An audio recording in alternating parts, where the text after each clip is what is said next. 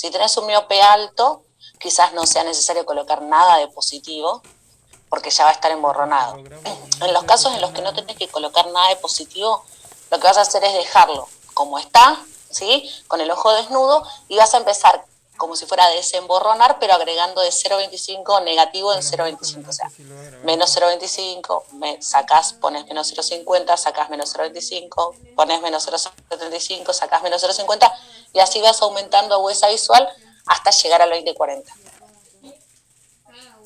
Ahora, si tienen un miope de -1, quizás el miope de -1, sin corrección, tenga una agudeza visual de 20-40, 20-50. Entonces lo vas a tener que emborronar. No con un +6, pero quizás con un +1, con un +2.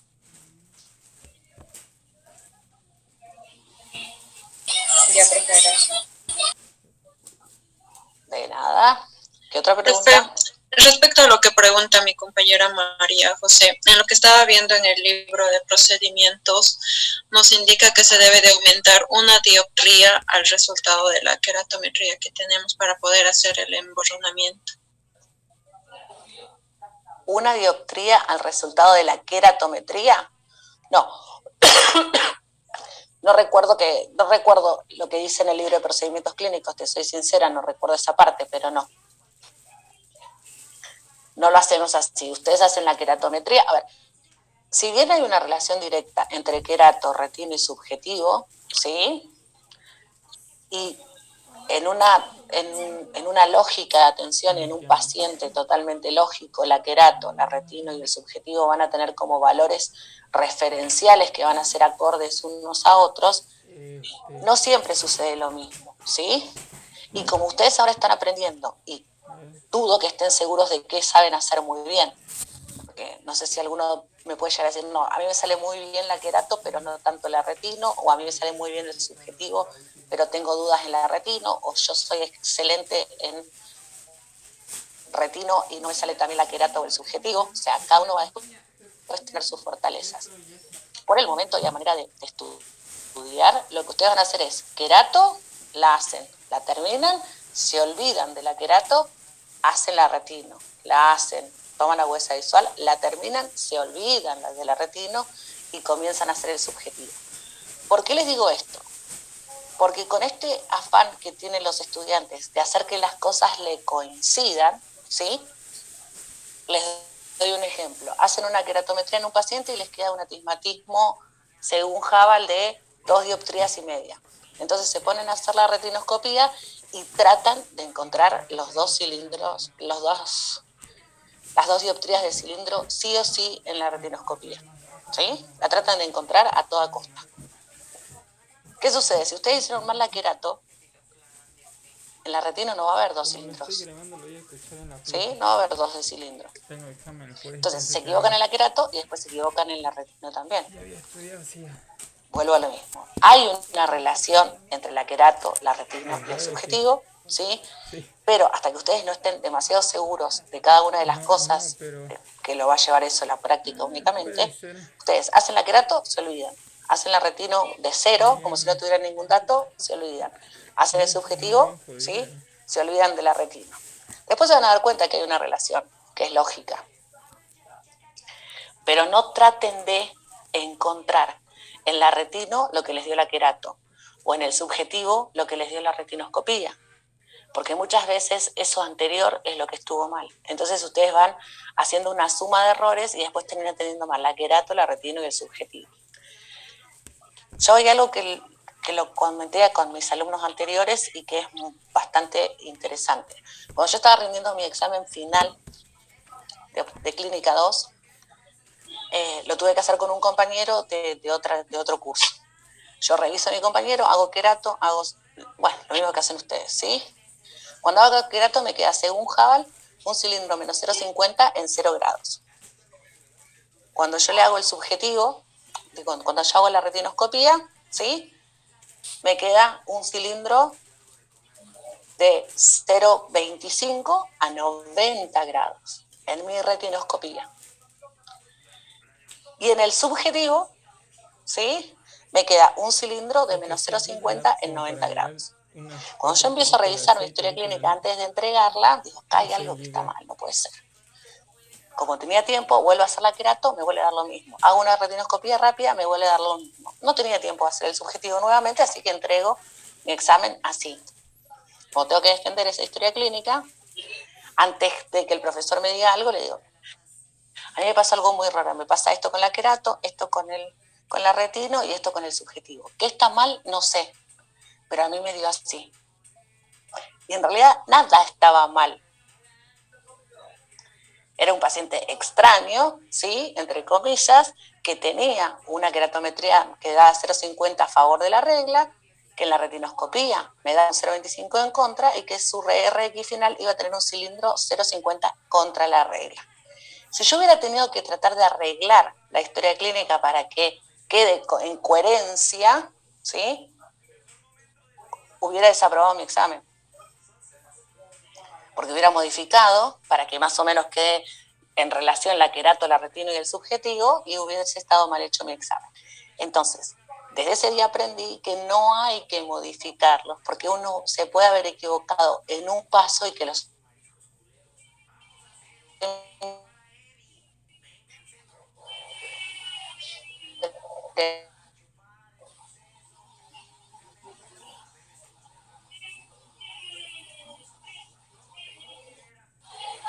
No se escucha, profe.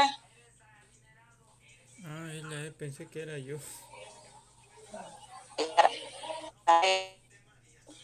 No es lo ideal, ¿sí? Andrea, no se te escuchó la última parte, tu conexión está un poco mala.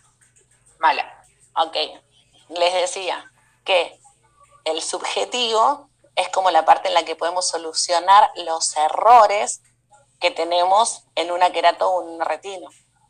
Entonces no traten de inventarlos o de modificarlos para que la historia clínica quede bonita y correcta, sino que manejen el subjetivo como es, porque generalmente ahí nosotros corregimos esos errores que pudieron haber en una retino que no estuviera perfecta o en una querato que no estuviera perfecta.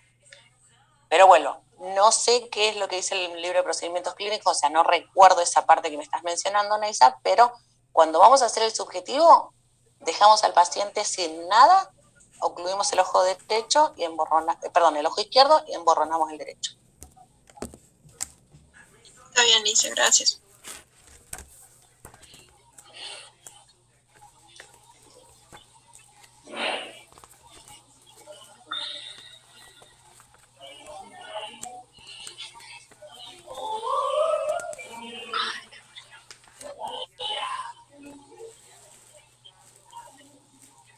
La perdemos a la profe.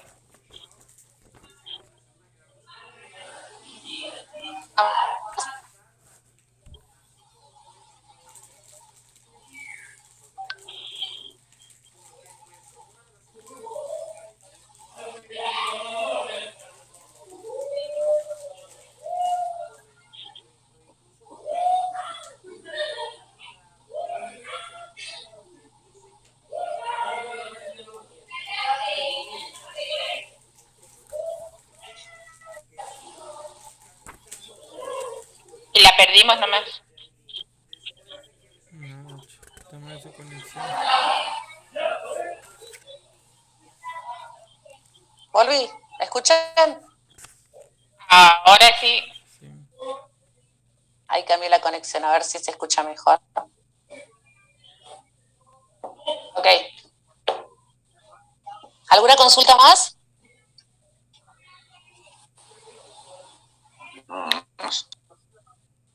Profe, Sí, te escucho. Bueno, yo tengo una consulta más que todo de los astigmatismos corneales.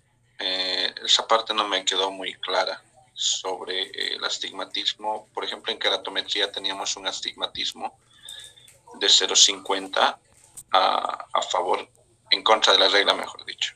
Y en retinoscopía nos dijo que teníamos un astigmatismo de menos 0,50, menos 0,75 a favor de la regla.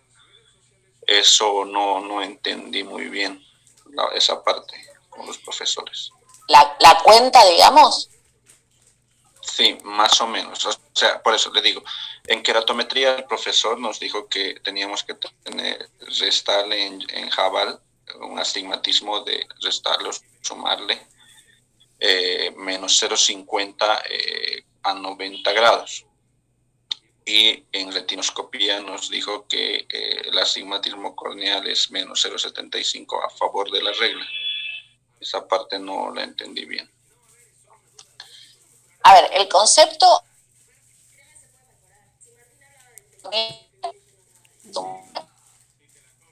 50 la regla. Ese es el... No se escucha bien, está entrecortado. Hola. Está entrecortado. Esperen que voy a cambiar al teléfono, o aguárdenme un segundo.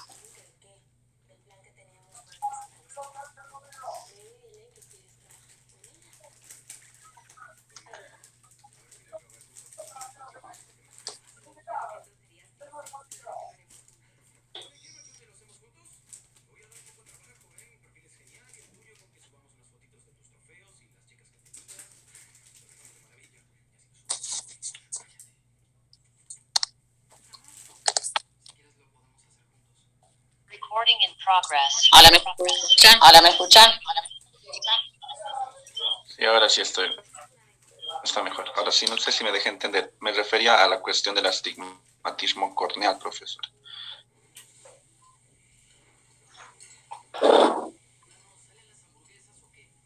El micrófono. Ahora sí. Lo que ustedes tienen que tener en cuenta es lo siguiente. Que lo que tienen que hacer es, al astigmatismo corneal que les dio, lo que tienen que hacer es sumar un astigmatismo contra la regla, de 0,50.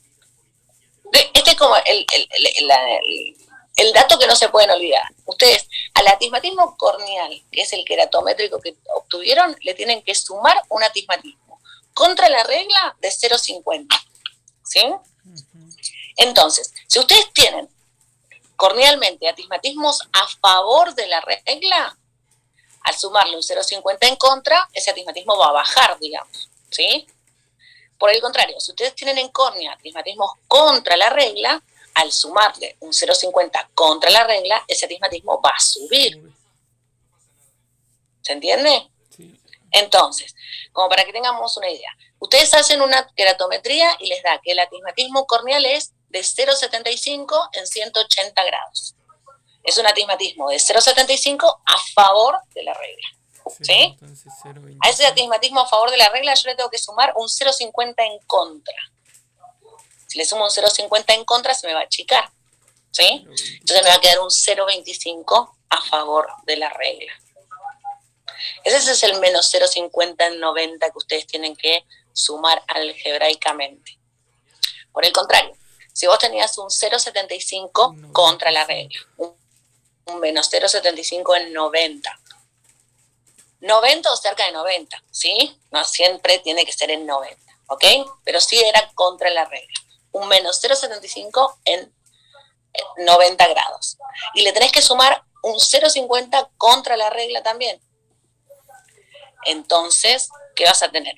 Un menos 1,25 en 90. Ese astigmatismo contra la regla se va a hacer mayor. ¿Por qué sucede esto? Porque según Jabal, nosotros tenemos un astigmatismo interno de 0,50 contra la regla. O sea que si yo acá adelante, en córnea, tengo un astigmatismo contra la regla, más el que está adentro, tengo más contra la regla. El famoso astigmatismo residual que hablábamos nosotros en óptica. Si yo acá afuera tengo un astigmatismo a favor de la regla y adentro tengo un astigmatismo contra la regla, el astigmatismo total va a ser menor, porque se compensa. ¿Se entiende, Mirko? Sí, esa parte sí entendí. Solamente que yo hacía un poco, mi consulta iba más que todo en la cuestión de que en queratometría obviamente nos dijo que el astigmatismo fisiológico es menos 0,50 contra la regla, ¿verdad? ¿O estoy mal? Estás mal. No sé de dónde salió. Sí, esa es la duda que tengo. O sea, ¿ese es el astigmatismo residual o el fisiológico? A ver. Atismatismo fisiológico corneal sería el que encontramos en córnea, ¿sí? Y si bien las córneas no son totalmente esféricas, hay muchas que sí. Eso por un lado. Por otro lado, atismatismo residual, sí, 0,50 contra la regla. Existe, Hubbell lo encontró y por eso existen las leyes de Hubbell. Atismatismo residual, que hablamos de este atismatismo, que es la diferencia que hay entre lo que es corneal y el atismatismo que va a figurar total en la receta. ¿Sí? Ahora, si hay un atismatismo fisiológico corneal, es a favor de la regla y no en contra, ¿sí? Porque recuerden que la mayoría de las veces, o lo normal y lo común, es que nosotros encontremos, ¿sí?, que el meridiano más plano es el horizontal versus el vertical. Cuando ustedes hagan queratometrías o hagan muchas queratometrías, se van a dar cuenta que esta regla de que el meridiano horizontal es más plano que el meridiano vertical se cumple. Y eso es lo fisiológico, digamos. En todo caso, ¿Se entiende? Sí, ya entendí. Muchas gracias. Estaba haciendo por la sensible en vano. Gracias.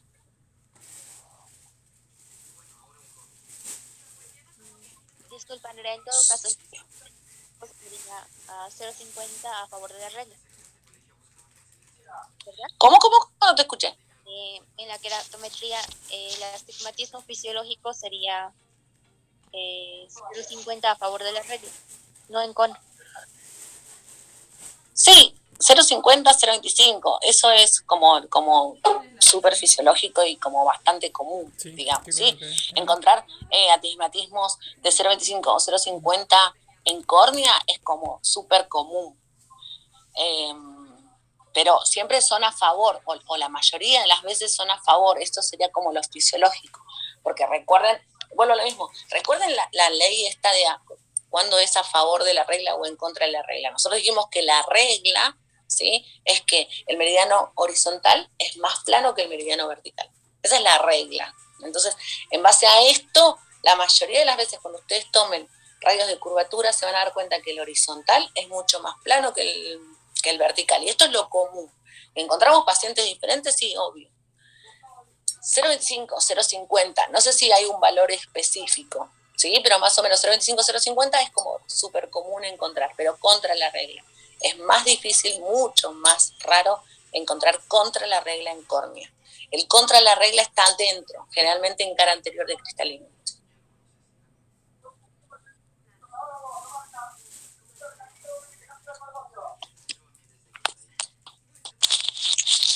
Una consulta acerca de lo que dijo profesora. Entonces, siempre que, o generalmente, digamos, las personas presentan un astigmatismo a favor de la regla, si el astigmatismo nos da contra la regla, quiere decir que no está en la punta de la córnea, siempre está en el cristalino, como usted dice. O casi No, a ver. siempre.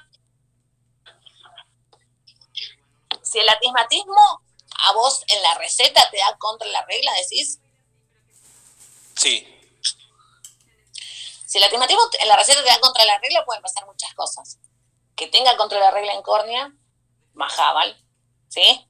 Que tenga a favor de la regla en córnea y además Hubbell, ¿sí? O sea, pueden pasar varias cosas. Acuérdense, vamos a poner la pizarra. Yo hablo por un lado y escribo por el otro. Si no se ve, me avisan. ¿Se ve? Sí, se ve. Ok.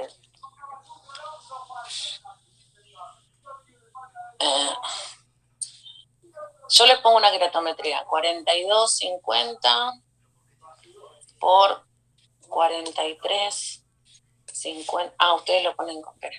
42,50 por 180. Así, ¿no? Por 43,50 por 90. ¿Sí? ¿Cuál es el astigmatismo corneal? Una dioptría, ¿sí?, en 180, Sí, a favor de la regla. ¿Estamos de acuerdo? Sí. 1 en 180. Esto es a favor de la regla. ¿Por qué? Porque el meridiano horizontal es más plano que el meridiano vertical. A esto, ustedes le tienen que sumar, según Hubble, un 0,50 contra la regla. Por lo que les va a quedar en menos 0,50 por 180. ¿Sí? Sigue quedando un atismatismo a favor de la regla. Ahora, si en la queratometría vos te encontrás con un 42,50 por 90, con un 43,50 por 180, vos ya acá tenés un atismatismo contra la regla. Una dioptría no. ¿Sí? Tenés un atismatismo corneal de 1 en 90. Ya lo tenés contra la regla. Si aplicás Hubble, se va a hacer mayor este atismatismo contra la regla y te va a quedar entonces en un menos 1,50 en 90. ¿Sí? Si ya hay contra la regla más el contra la regla que está adentro, se hace un contra la regla más grande. Si está a favor y adentro tengo contra, se hace un a favor más chiquito. Pero también están los casos en los que puede cambiar si los valores no son tan diferentes. 42,50 por 180 por 42,75 por 90. Acá en córnea, ¿qué tenés? Un atismatismo a favor de la regla, ¿sí? De 0,25 por 180, es a favor. Pero si aplicas Hubble, te queda en contra. ¿Sí? Entonces, para que vos tengas en una refracción final un atismatismo contra la regla, puede depender de un montón de factores. Que en córnea ya sea contra la regla, ¿sí? Que en córnea tengas uno muy bajito y tengas más adentro, en residual, ¿sí? No siempre está en un lugar específico, sino que va a depender de estas variaciones que te estoy mostrando yo ahora. De todas maneras, recuerden que este 0,50 contra la regla que aplica Hubble tiene algunas características importantes. En los oblicuos no funciona, en los cilindros mayores a 2 dioptrías y media tampoco. O sea, estamos hablando de atismatismos corneales bajos, ¿sí? A favor o en contra de la regla, donde nosotros podemos aplicar Hubble.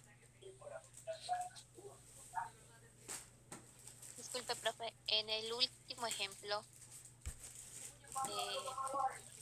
para mí 0,25 por 180, pero después le cambió el grado a 90 abajo. Claro, porque sea menos 0,25, o sea, a un cilindro 0,25 en 180 le sumas un 0,50 en 90, te queda un 0,25 en 90.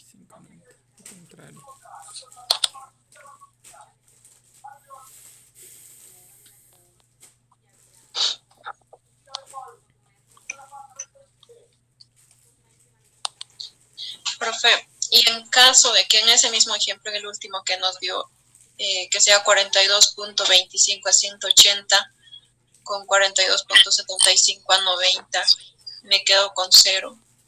Exacto. 42,25 por 180 por 42,75 en 90.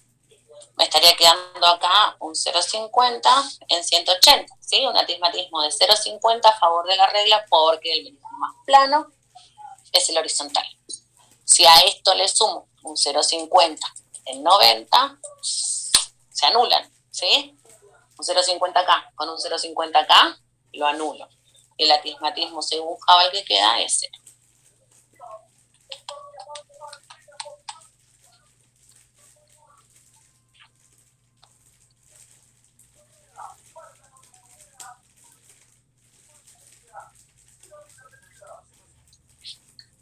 ¿Alguna duda más? Mi profe acaba de mencionar que solamente atismatismos del 50. Lo que había apuntado era que decía hasta 2,75 y mayor a 2,75. 0.5 se deja tal cual.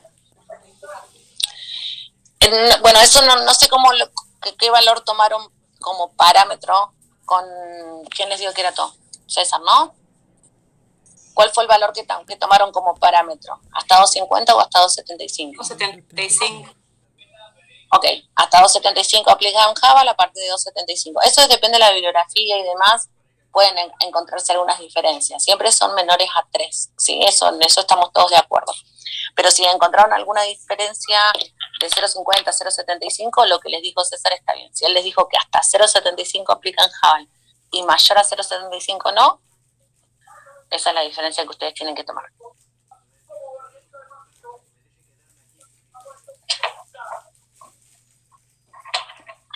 Ojo, ustedes después hacen todo esto y a lo mejor cuando hacen la retinoscopía de este paciente de acá abajo, les queda, no sé,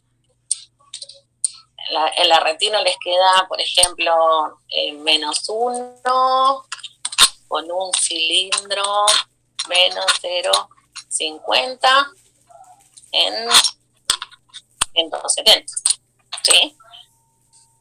Y cuando hacen el subjetivo, esta misma refracción les queda en -0.75 combinado con un cilindro menos 0.25 por 165. Obviamente la refracción final del paciente va a ser la última, esta, ¿sí? Esta es la que ustedes van a usar para hacer la receta del paciente. Pero fíjense cómo hay una relación que no siempre es que lo que a mí me da Java es lo que va a aparecer en la retino y siempre es lo que va a aparecer en el subjetivo, ¿sí? Si bien hay una mínima relación, no es que no exista. Pero ustedes tienen que hacer una cosa primero, otra cosa después. Una vez que estén bien cancheros con todo, van a poder ir ganando una cosa con la otra y se van a dar cuenta de los resultados. Pero al principio lo importante es que practiquen y que no traten de inventar, ¿sí? Esto es muy importante, y tratar de inventar historias clínicas, que es algo que hacen todos los estudiantes, sobre todo al principio, es lo que los lleva a cometer errores de los que después es muy difícil de salir.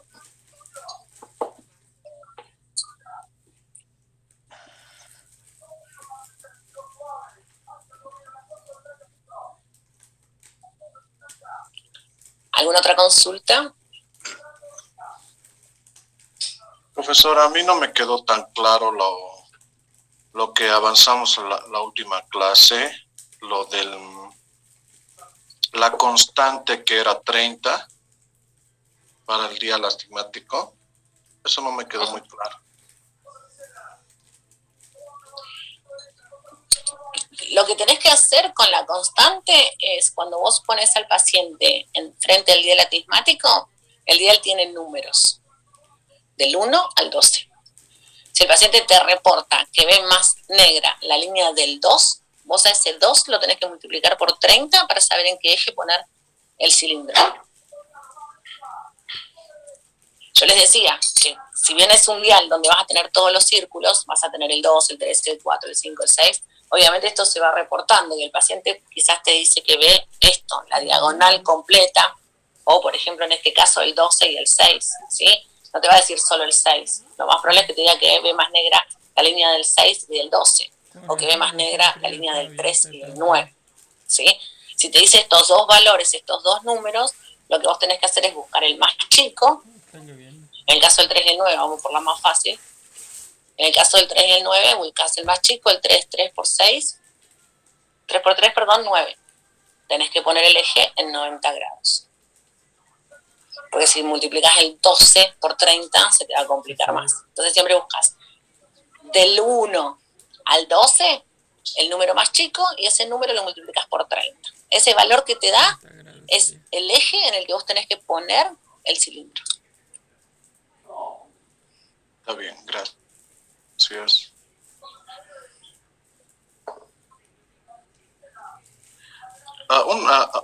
Una duda. Yo me imaginaba, no sé si estoy en lo correcto, que para el dial astigmático, si veía, por ejemplo, la línea más negra en el 3 y en el 9, directamente se compensaba al contraeje, que sería el 6 y el 12. Entonces no funciona así. Sí, Funciona así, ¿Qué sería el contraeje? claro. Pues si te ve la del 3 por 3, 9, vas a poner el eje en 90. Pero si te ve más negra la del 2, ¿cuál es el contraeje del 2?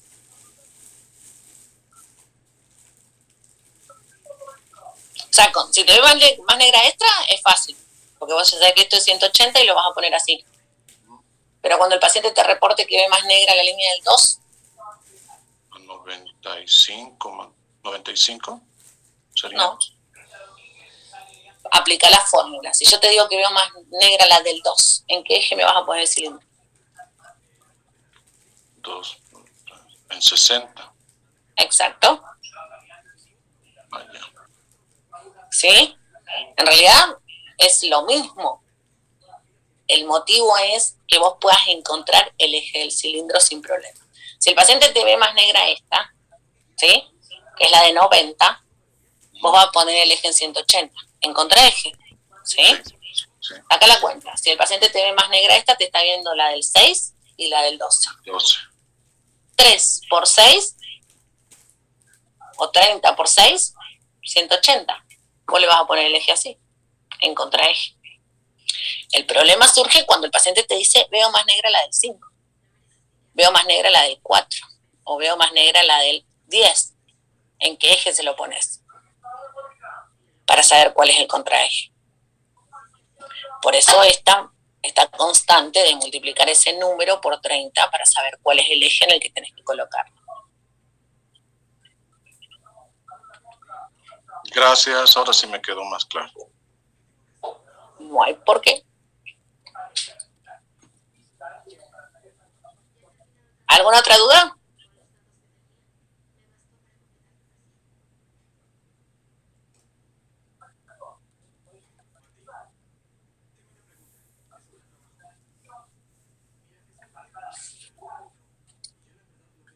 Falta gente acá. ¿Cuántos son?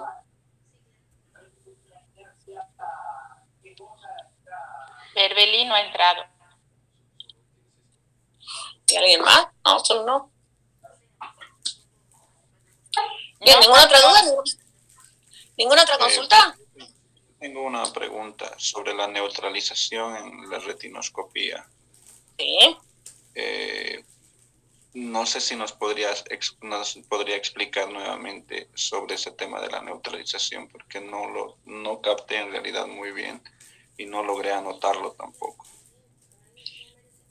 A ver. Sí. Lo que vos tenés que hacer es posicionar al paciente, pedirle que mire una letra del cartel de optotipos, colocar la montura, colocar el RL. Recuerden que el RL va a depender de la distancia de trabajo a la que ustedes estén haciendo la retinoscopía. Generalmente las retinoscopías las hacemos a 50 centímetros. Ahora bien, y como digo siempre, si vos querés hacer la retinoscopía a 60 centímetros, la podés hacer colocando el RL que corresponde, ¿sí? Habitualmente las retinoscopías las hacemos a 50 centímetros, o sea que vos vas a colocar el +2 como RL en la montura. Una vez que tenés el +2 colocado, y tenés que fijarte y estar todo el tiempo repitiendo y constante de que el paciente mire el optotipo y no te mire la luz del retinoscopio, ¿sí? Si el paciente mira la luz del retinoscopio, va a poner en juego su acomodación, entonces la retina no va a salir bien. Lo que vas a hacer es empezar a hacer tu retinoscopía, ¿sí? Tratando de encontrar estas sombras. Vos a 50 centímetros, con un solo ojo, enfrentado al paciente, o sea, mi ojo derecho con el ojo derecho del paciente, el ojo izquierdo del paciente, bien enfrentados, voy a empezar a hacer mi retinoscopía. Lo que voy a hacer es empezar a mover la banda, ¿sí? Yo lo que recomiendo es que muevan la banda a los 380 grados para fijarse primero cuál es el meridiano más positivo, porque lo ideal es que siempre completen primero el más positivo para que después les quede el otro negativo, ¿sí? Si lo hacen al revés no importa, porque saben hacer transposiciones, o sea que pueden transponer y llegar a dar la fórmula esferocilíndrica con cilindro negativo. Ahora, supongamos que empezamos barriendo este meridiano, ¿sí? Si yo tengo la banda vertical, lo que estoy barriendo es el meridiano horizontal.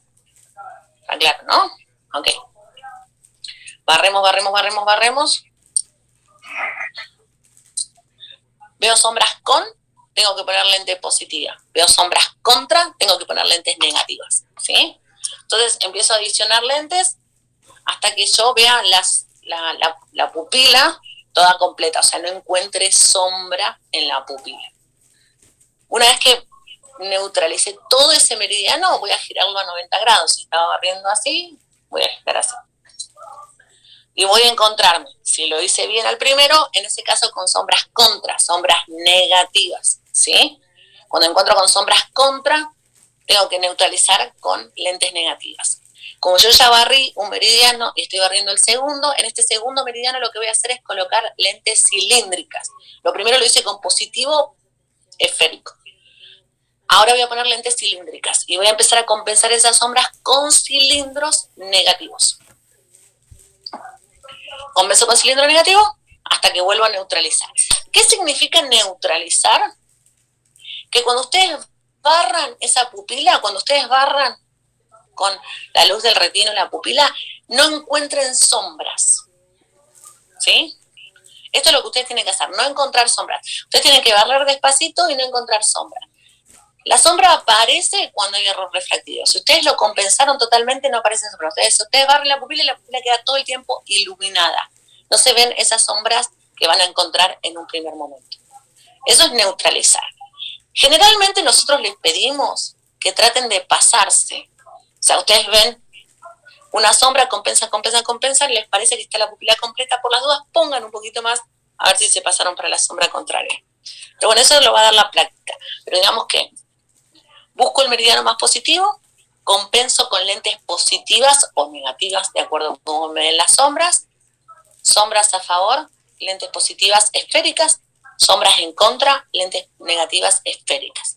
Una vez que compensé ese meridiano, giro a 90 grados y me voy a encontrar con otro meridiano donde teóricamente voy a tener que estar encontrando sombras en contra, ¿sí?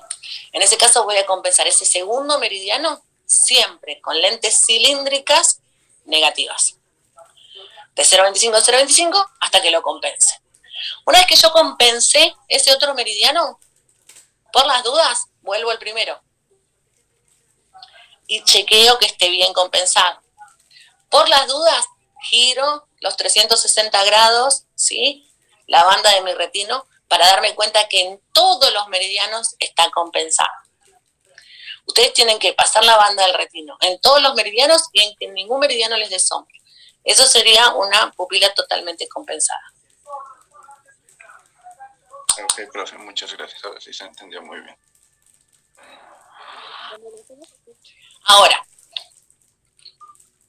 si ustedes se equivocaron, porque nos pasa y a mí aún hoy a veces me pasa, yo barro este meridiano y me parece que este es el más positivo, entonces lo compenso, ¿sí? Compenso este. Cuando llego a este, resulta que me vuelven a aparecer sombras con, o sea que sigue siendo positivo. No pasa nada, ¿sí?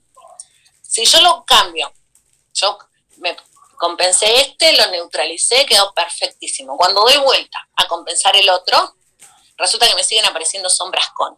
Quiere decir que este era el meridiano más positivo, no el otro, ¿sí? Porque si yo compensé primero el más positivo, el segundo me tiene que dar negativo sí o sí.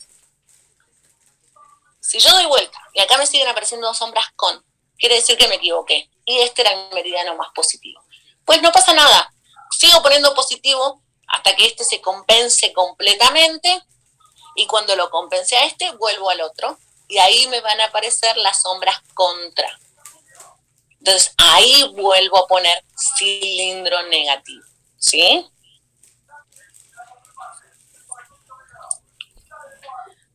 Porque encontrar los cilindros negativos es lo más difícil. ¿Cómo?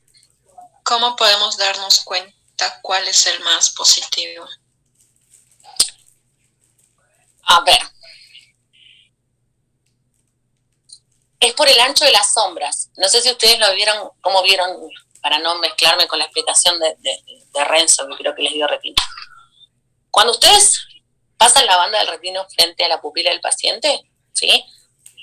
Con el tiempo se van a ir a dar cuenta y con la práctica más.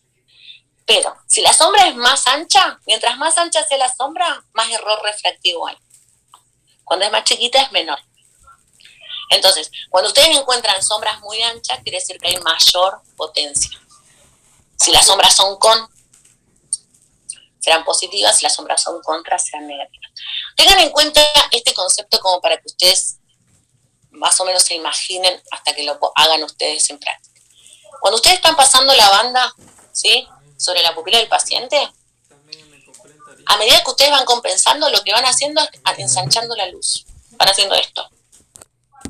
Cuando ustedes hacen muy ancha la luz, se acaban las sombras.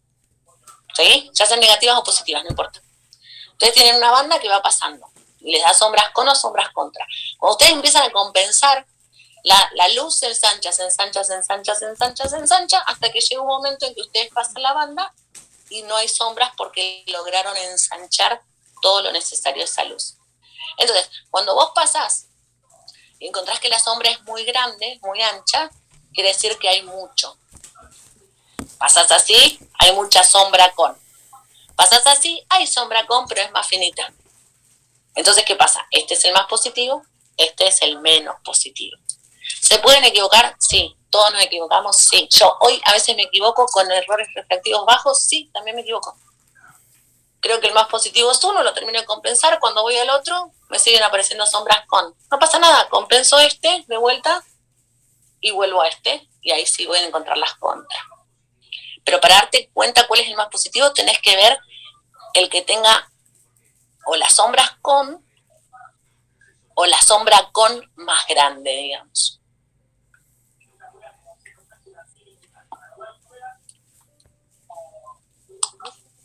Y para saber el grado del astigmatismo, No te escucho, ¿cómo? para saber el grado del astigmatismo, se hace un barrido así en diagonal, ¿verdad? Para saber el grado del astigmatismo, sí. Para saber el grado del astigmatismo, en realidad cuando ustedes están pasando la sombra, ya sea así, o en el eje que ustedes quieran, digamos, la banda ustedes la van a tener en una posición y la sombra va a acompañar ese movimiento, ¿no? A veces les aparece esto, como que la sombra no está rectita, está como medio inclinada. Entonces lo que ustedes hacen es acomodar la banda, acomodan la banda para que la sombra y la luz queden perfectamente iguales, ¿sí? Para eso lo van girando. Acomodan la banda para que queden exactamente iguales.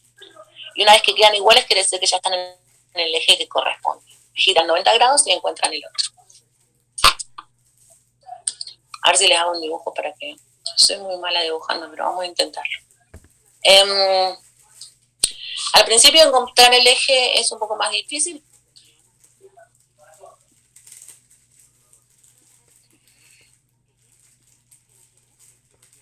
A ver, ustedes tienen como la pupila así, ¿no?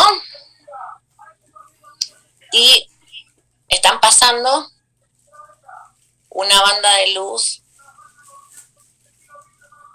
así. Si estuviera todo perfecto, ustedes tendrían que ver una sombra que acompaña perfectamente acá la luz que ustedes están pasando. ¿Sí? A veces eso no sucede, no está acompañando perfectamente. Ustedes notan que la sombra tiene un movimiento como así. Bueno, esto con movimiento, ¿no? No es tan preciso. Como que tiene una sombra así, como que hace algo así. Entonces, cuando ustedes notan esa diferencia, lo que tienen que hacer es justamente girar la banda del retino y tratar de posicionarla exactamente para que les quede bien definida la luz con la sombra que va a quedar acá al lado.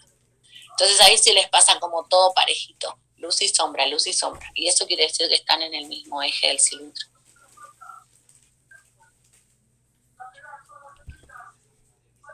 Por eso hay que ir acomodando la banda. Es mucho más simple de acomodarla cuando no está corregida que cuando está corregido. Cuando ustedes ya empiezan a poner lentes, es más difícil porque como las sombras se hacen cada vez más chiquitas, es más difícil de darse cuenta. Por eso es muy importante tratar de encontrar el eje del cilindro con el ojo, solo con el RL, sin ninguna otra corrección. Entonces ahí nos damos cuenta mejor dónde está el eje. Y para ir haciendo eso van girando la banda y se van fijando dónde las sombras le quedan lo más parejitas y rectas y no les desdibuja esa luz de la banda del ratín.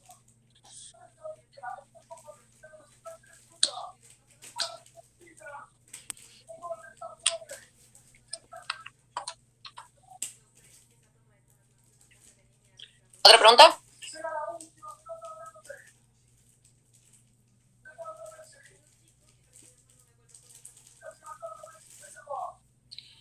¿No? Ok. Hacemos 5 minutos de recreo y volvemos, ¿sí?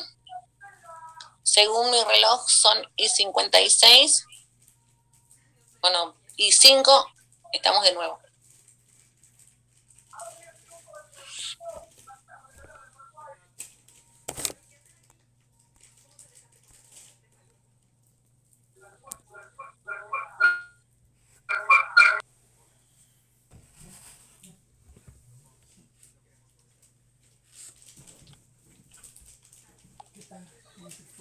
¿Me escuchás ahí? Sí, te escucho. Ahora anda bien, no sé por qué se cagó la conexión.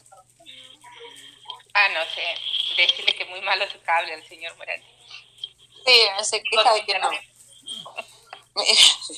Mi internet es mejor. Lo que pasa. Me busco un cigarrillo.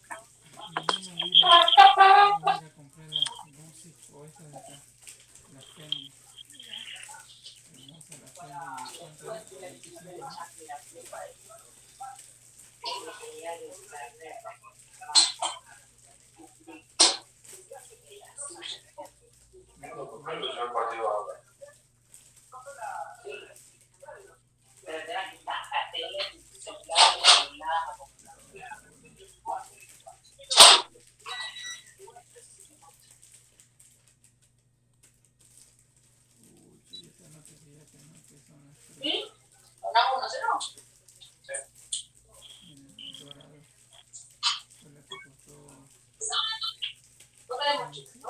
25, ¿no?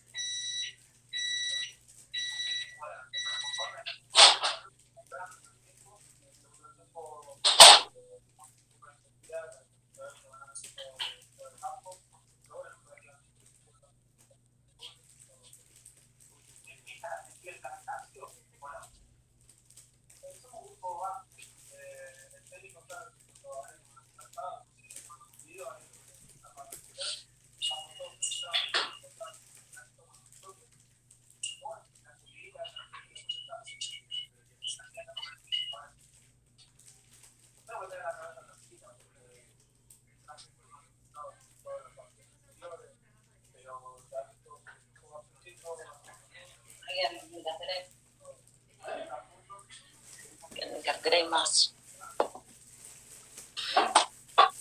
Ganó Argentina. Sí. Ya lo sé. Me transmiten el partido en vivo, más o menos. 90 sobre 100 me saqué en mi trabajo del curso, ¿eh?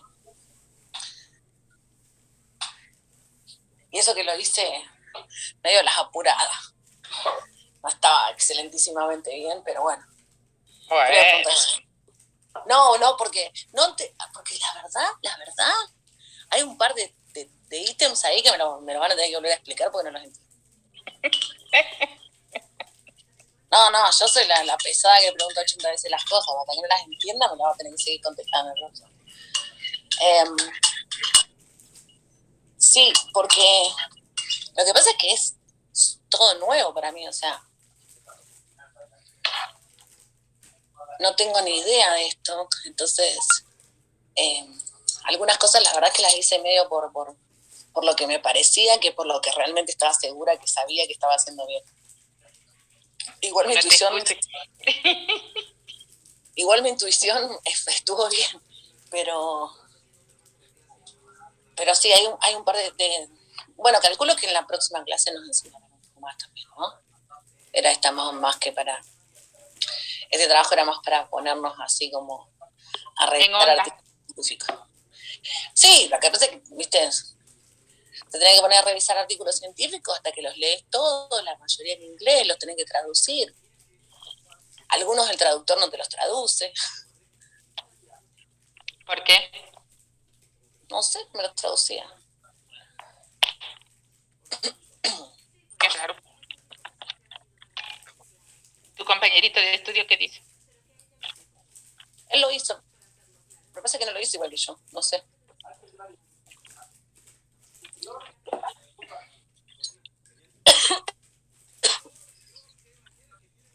Igual yo pregunté, porque yo pregunté si la cantidad de artículos era indistinto y no me contestaron. Está bien que pregunté hoy, tendría que haber preguntado antes.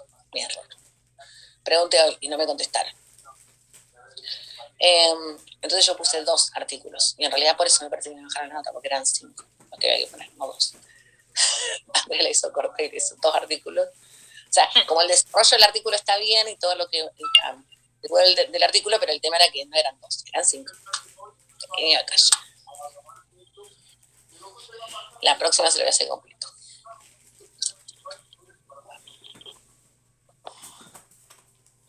Ahí pasé un video.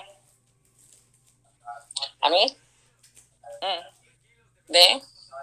Al grupo pasé un video.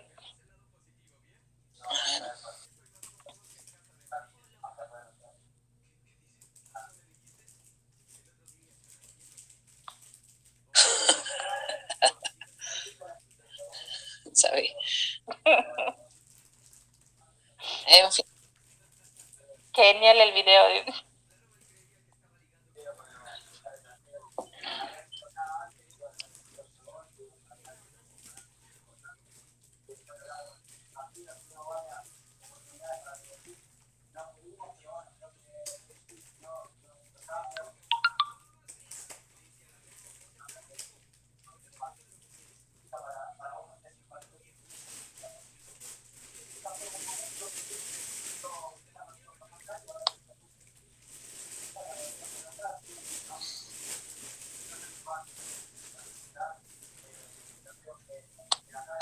Vayan volviendo.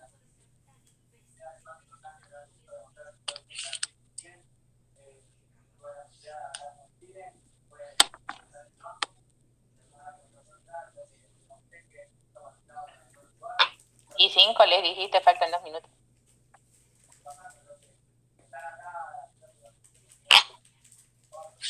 Tienes razón. Ahora si no se me corta esto. ¿Vos escuchás la tele desde ahí? ¿Se escucha mucho ruido?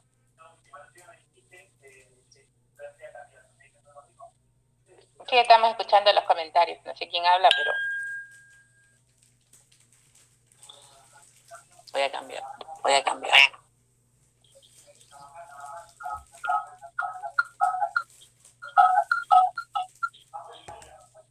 Ahí. Espero que no se corte.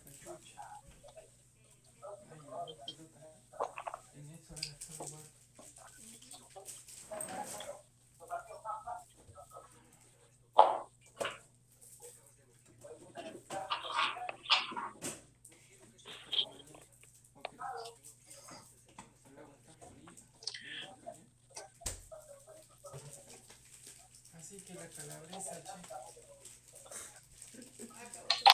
No, todavía. Ahorita voy a acabar unos 15 minutos más ya. 25.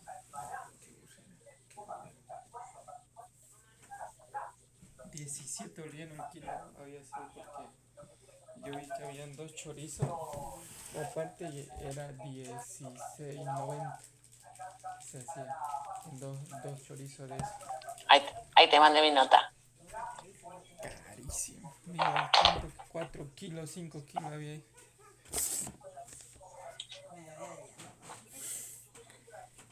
Mejor ¿Qué rapidez para calificar? el de 70.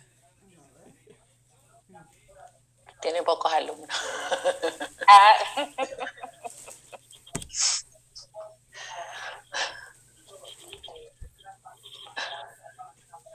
Ya está subido el PowerPoint en la plataforma, ¿no, Adri?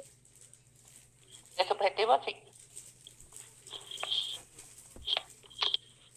Ni el hecho frío, Omar. Llegó el invierno con todas las letras. A Isabel parece que recién está entrando. Sí, es Te dije, ¿dónde andaba Isabel, que es la única de mangas cortas? No, por alguna razón me hizo calor y ahora ya me está dando pita. Bien, ¿alguna otra pregunta, chicos?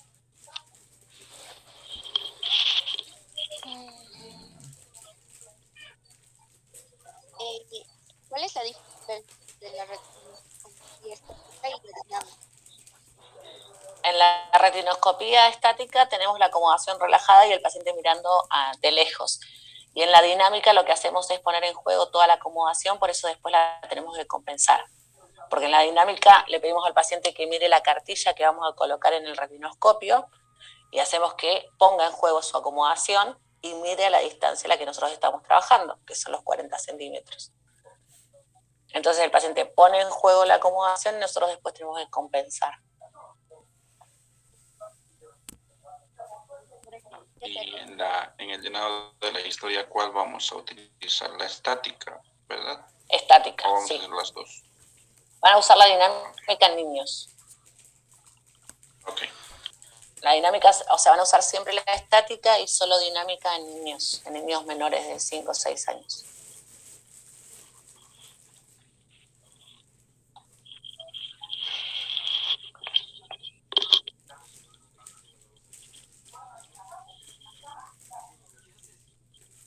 Hay varios tipos de retinoscopía dinámica también, que después las vamos a ver en visión binocular.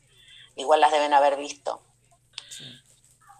Pero bueno, lo importante de la retinoscopía dinámica justamente es que se pone en juego la acomodación, mientras que en la estática tratamos de tener la acomodación totalmente relajada.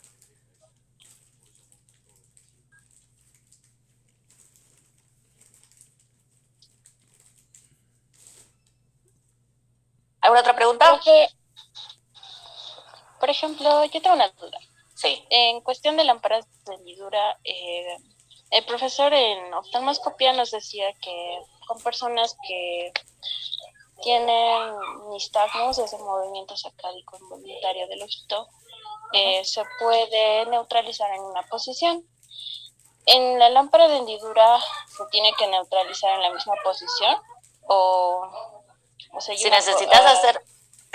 A ver, si necesitas ver alguna cosa muy particular, por ejemplo, hacer un ángulo de Van Herrick, sí, vas a necesitar la posición de bloqueo del nistagmus para poder hacerlo, si no, no lo vas a poder hacer.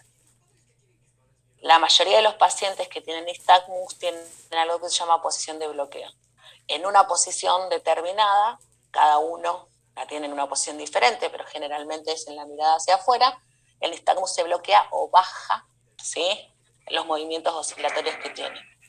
Entonces, en esa posición es donde vos vas a tener que realizar determinados test, como por ejemplo el lámpara Van Herrick, o si querés hacer un corte, ¿sí?, de córnea para poder evaluar las capas de la córnea, porque si el paciente te está haciendo esto, es muy difícil que vos puedas enfocar bien con la lámpara. Ahora, para revisar el resto no es necesario, porque tampoco es que el nistagmus te va a hacer así, o sea, el nistagmus del paciente, ¿sí?, dependiendo del grado, te va a permitir que observes la mayoría de las estructuras, pero en algunas cosas muy puntuales sí vas a tener que buscar la posición de bloqueo. Gracias.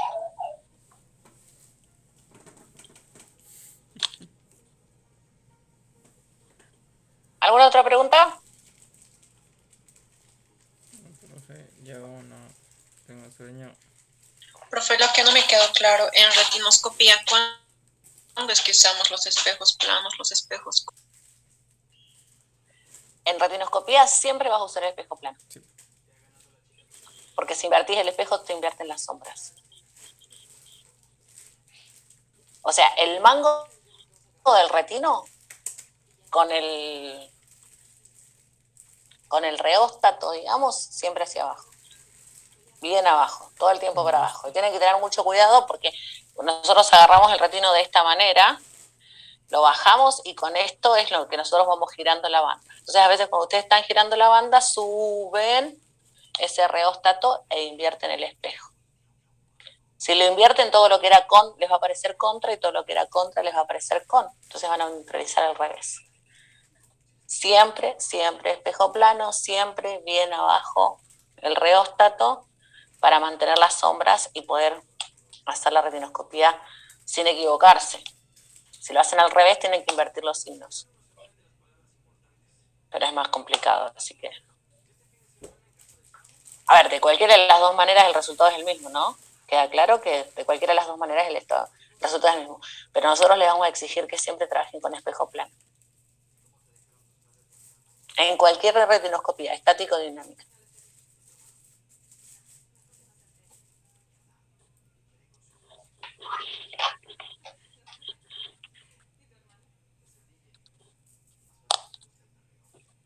¿Alguna otra pregunta escuchó? En todo caso, en la retinoscopía vamos a sacar un valor, por decirle un -3. Nosotros tenemos la distancia de trabajo, que sería, si es a 50 centímetros, un -2. ¿Es algo así? ¿O cómo sería para la anotación? No, no entendí. ¿Cómo? Vos en la retinoscopía, si lo haces con Provin, vas a poner el +2 y después vas a compensar arriba con lo que te dé, -3. Sacás el +2 y esa es la refracción. No tenés que compensar nada. Si estás usando regla de esquiascopía, ¿sí? Ahí sí vas a tener que compensar porque no tenés puesto el +2. No sé si les enseñan a hacer retinoscopía con la regla de esquiascopía. Todavía no están en clínica, doctor. No, pero cuando hicieron retino, ¿les hablaron sobre la regla? No, ok, entonces olvídense. Olvídense, no les dije nada. A ver, ustedes no tienen que compensar nada. Ustedes ponen el +2. Hacen la retinoscopía estática, ¿no? Terminan la retinoscopía estática, sacan el +2, toman una huella visual. No hay nada que compensar. En la dinámica sí tienen que compensar la acomodación que puso el joven paciente para poder mirar a los 40 centímetros, que es la distancia a la que ustedes están haciendo la retinoscopía. Y no se coloca el RL, no se coloca el +2.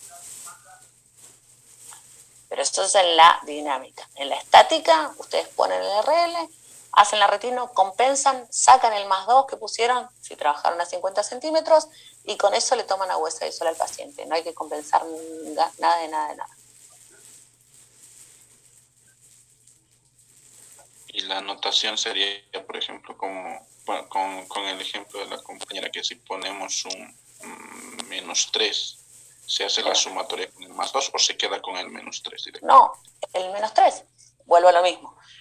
Retino, pongo el +2. Compenso, me queda -3. ¿Sí? Está compensado. Perfecto. Saco el +2, tomo agudeza visual, retinoscopía, -3. No se compensa nada. O sea, al colocar el +2, ustedes están compensando la distancia de trabajo. Si ustedes no hubieran puesto el +2, esa retinoscopía no les hubiera dado arriba un -3, les hubiera dado un -5. Y ahí sí tendrían que compensar. Pero como ustedes ya tienen el +2 puesto, ya tienen el RL puesto, ¿sí? Entonces ustedes dejan el RL, compensan. Una vez que compensaron con lo que les dé, sacan el +2 y esa es la anotación que tienen que poner.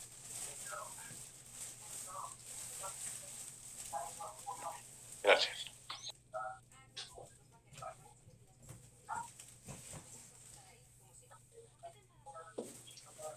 ¿Alguna otra consulta más?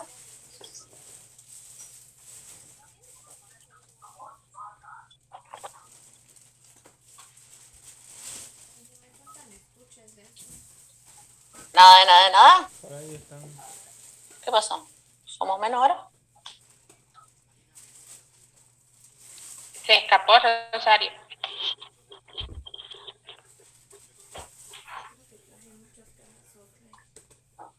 ¿Ninguna otra duda?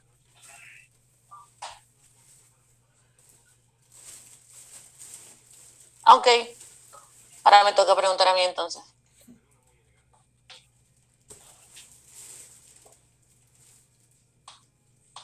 Les mando un link. Vamos a hacer un pequeño cuestionario. Que los estoy poniendo en el chat del Zoom. Ok.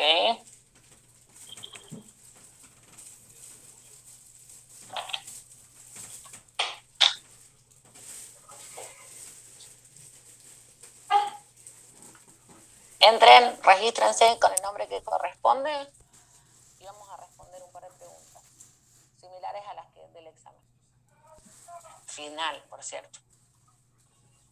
Profe, perdón, Ulises, ¿podría enviarlo al WhatsApp, por favor?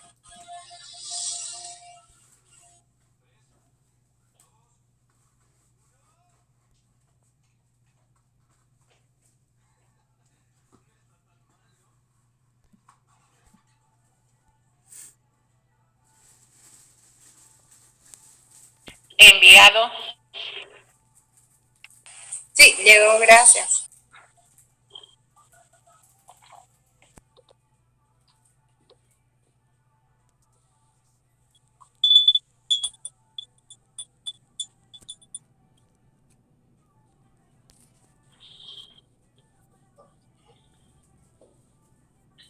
Muy bien. Ahí lo volví a mandar al chat del Zoom y está en el del WhatsApp también a Rosario que acaba de ingresar. Entren, regístrense con el nombre que corresponde. Recuerden que no miren la pantalla del Zoom, sino la del cuestionario, la del juego. Bien, ¿jugamos por plata o por qué jugamos? No sé por qué quieren jugar.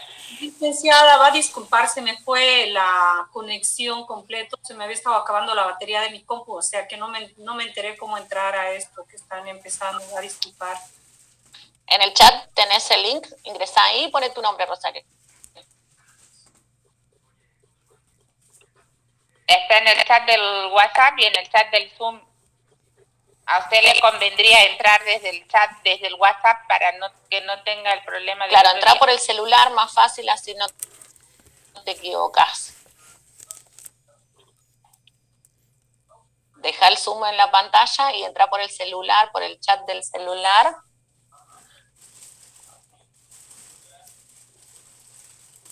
Hay 8, están faltando 3.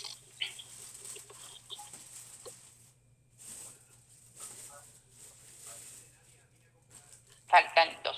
Muy bien, Caleb, hoy entró rápido. Sí, ahora sí.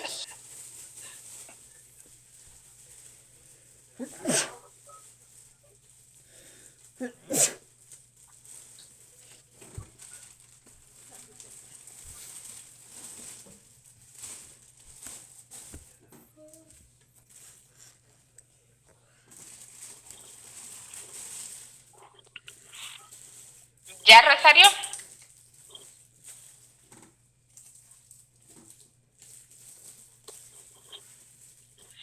Listo, Rosario. A ver, Rosario, acordate, jugá en el celular, no juegues en la computadora, ¿sí? Van a aparecer las preguntas y tenés que tocar la opción correcta. Esto es fácil, son verdaderos o falsos, o sea que no hay mucho para pensar.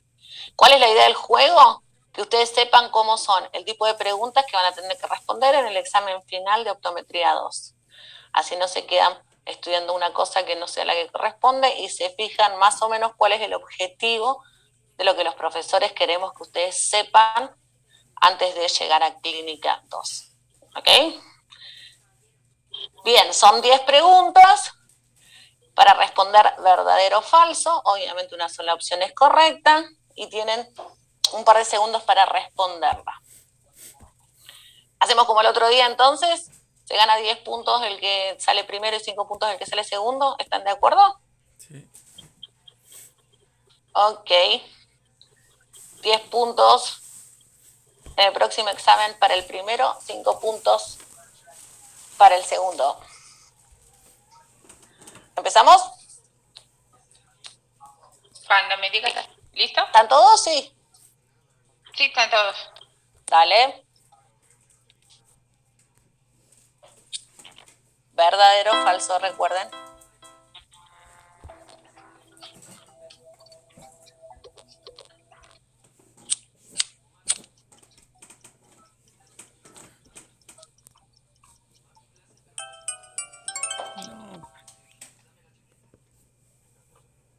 Listo.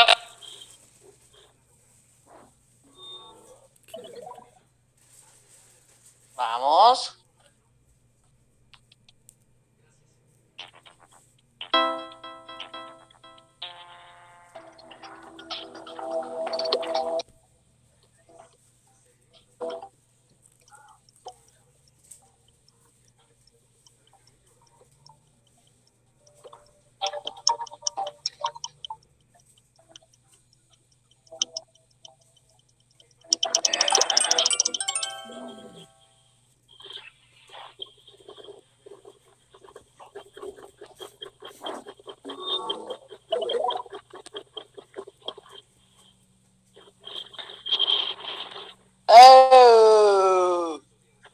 ¿Cuántas mal hubo ahí? 8. La otra ventaja que tienen es que saben si contestan bien o mal antes de que se los diga yo. 8 mal. Vamos.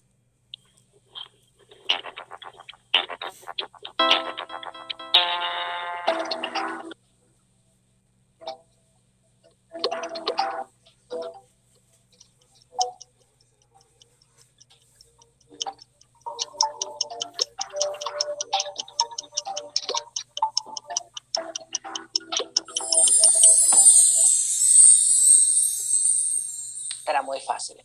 Muy fácil. Todos contestaron bien, me imagino. Oh.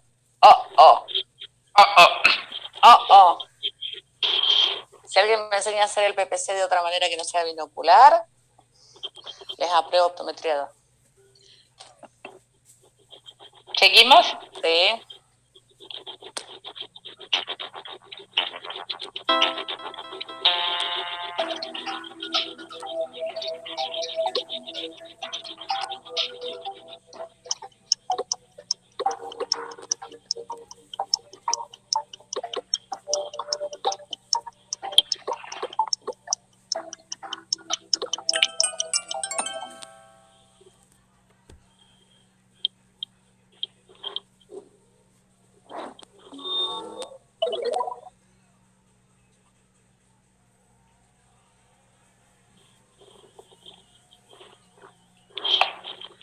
Las endoforias nunca son fisiológicas. A ver si les entra en la cabeza.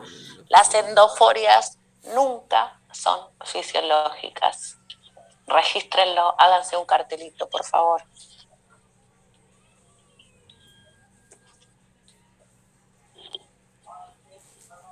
Vamos.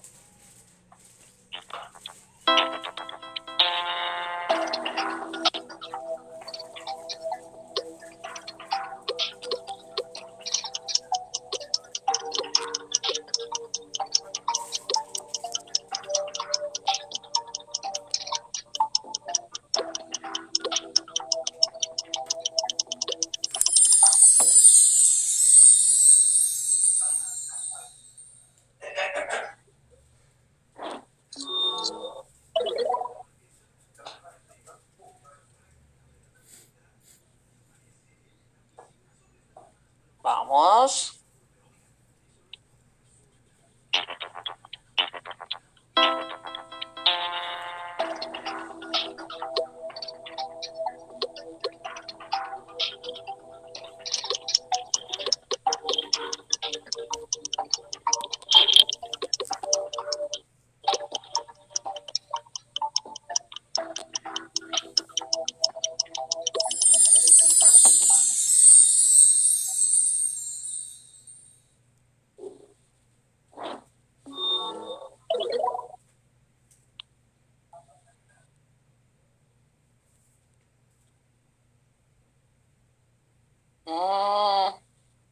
en balance binocular de nuevo.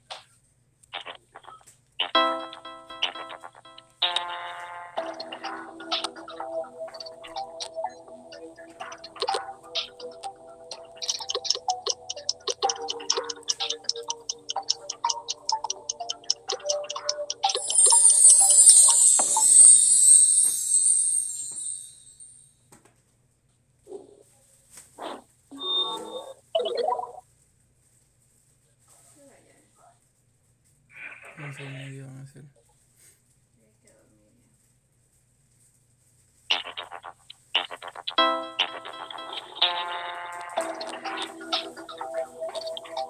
Las hemorragias puntiformes son típicas de la retinopatía diabética. No me acuerdo.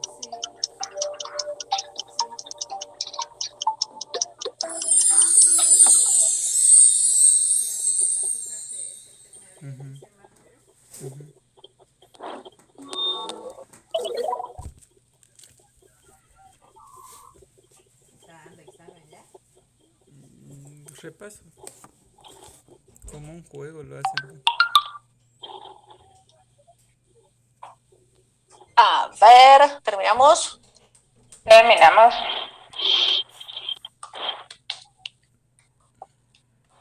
Muy bien. Cintia, 10 puntos del próximo examen. ¡Ay, se me fue! Cintia.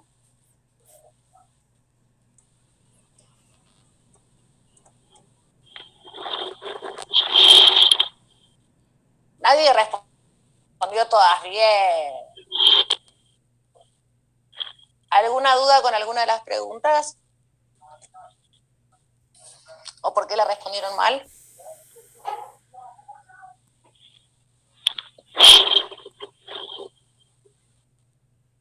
¿No? Ok. Como verán, antes de ingresar a Clínica 2, necesitan tener fresco, repasado y aprendido todo lo que corresponde a optometría 1 y a optometría 2, ¿sí? Más allá de las preguntas teóricas, lo que necesitamos como los docentes es que ustedes puedan relacionar cosas que van a ver ya sea en una oftalmoscopía, en una retino o en lámpara de hendidura, ¿sí? No me interesa el concepto textual que lo pueden llegar a encontrar en un libro o si lo googlean, sino que lo que tienen que aprender es a relacionar cosas. Y estas cosas son las que están anotadas en la historia clínica y que ustedes van a tener que ir pudiendo relacionar para poder atender como corresponde al paciente. El día jueves tienen el examen de subjetivo, donde el único tema que va a entrar es subjetivo, y después les vamos a avisar cuándo es el día del examen final de la materia, donde van a entrar todo. Todo significa todo, que puede ser desde PPC hasta lámpara de hendidura, ¿sí? Con lo de la primera parte, que es optometría 1, no van a tener mayores inconvenientes porque ya lo tienen aprendido y aprobado, por cierto, sí van a tener que darle un repaso, más todo lo que corresponde a optometría 2, ¿sí? Eso es lo que les va a dar el pase, si aprobaron clínica 1, de poder ingresar a clínica 2. ¿Alguna duda, alguna pregunta?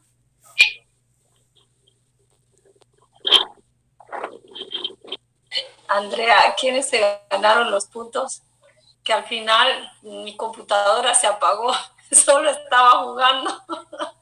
Pero jugaste, esta vez jugaste y jugaste bien. Esta vez sí jugué. 10 puntos para Cintia y 5 puntos para María José. María José tiene... Y la clase pasada no tengo anotado por ahí. La clase pasada eran 10 puntos María José y 5 puntos Roberto, ¿no? No encuentro mis apuntes. Sí, pero bueno, ellos... así. O sea que María José tiene 15 puntos a favor para el examen del jueves. Roberto tiene 5 y Cintia tiene 10. Se pueden equivocar en un par de preguntas que van a seguir teniendo 100 igualmente. ¿No puede ir para el final, profe? Si te sobran, los dejamos para el final. Si no te sobran, no. Si te sobran de los 100, los dejamos para el final. Al que le sobran, lo dejamos para el final. Si no le sobran, no. Bien, ¿alguna otra consulta? Recuerden, pueden preguntar por el chat todo lo que consideren o todo lo que quieran hasta el día miércoles a las 00. El día jueves no se responden preguntas, ¿sí? Una vez que tengamos hecho el examen parcial de subjetivo, les avisamos cuándo es la fecha y el horario para el final. Ya tienen subido a la plataforma lo que habían pedido, tienen video de subjetivo, tienen video de cilindro cruzado y tienen el PowerPoint de subjetivo en la plataforma también. Más el libro de procedimientos clínicos, ¿sí? Si surge alguna duda como la que Neisa preguntaba hoy, creo que eras vos, ¿no? ¿Sí? Sobre alguna diferencia que encuentren sobre el libro de procedimientos clínicos versus lo que vimos en clases, no duden en consultarla por el chat que lo aclaramos. Bien, si no hay más preguntas, nos vemos el jueves entonces, a la misma hora del examen, Adriana, ¿no? ¿A la misma hora de clase? Sí.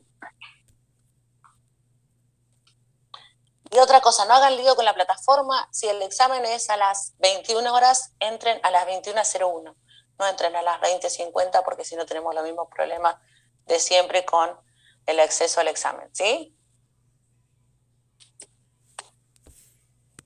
Muy bien, buenas noches, nos vemos el jueves entonces. Buenas noches, profesor. Gracias, hasta luego. Buenas noches. Chao, buenas noches. Chao a todos. Chao, Lisa. Chao, profesor.